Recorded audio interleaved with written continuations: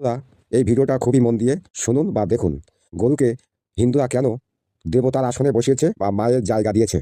গরু মানুষের খুবই উপকারী একটা সম্পদ। গরু দুধ দেয়, সেই দুধ থেকে বিভিন্ন রকম মিষ্টান্ন তৈরি হয়। গরুর দুধ খেয়ে কত মানুষের ছোট ছোট বাচ্চা বড় হয় বা বেঁচে থাকে। গরু গাড়ি টানে এক স্থান থেকে মাল অন্য স্থানে নিয়ে যায়। এই ভিডিওটায় দেখছেন গরুর সাহায্যে জল তুলে জমিতে জল দেওয়ার ব্যবস্থা করা হচ্ছে। গরু লাঙল চালায়। যেমন গরুর শরীরের সমস্ত অংশ মানুষের দান করে দিয়েছে। গরুর শরীরের শিং, খুর, হাড়, চামড়া, মাংস সবই মানুষের দিয়েছে। গরুর মূত্র থেকে কীটনাশক ওষুধ তৈরি করা হয় এবং গরুর গোবর থেকে জ্বালানির কাজে ব্যবহৃত হয়। তাছাড়া জমিতে সার হিসাবে ব্যবহার করা হয়। তাই গরু মানুষের বিভিন্নভাবে উপকার করে থাকে। এই জন্য গরুকে হিন্দুরা দেবতার আসনে বা মায়ের জায়গা দিয়েছে। গরু মানুষের একটা অপরিসীম সম্পদ। তাই গরুকে আমরা অর্থাৎ মানুষেরা খুবই আদর যত্ন এবং ভালোবাসা দিয়ে বড় করা উচিত।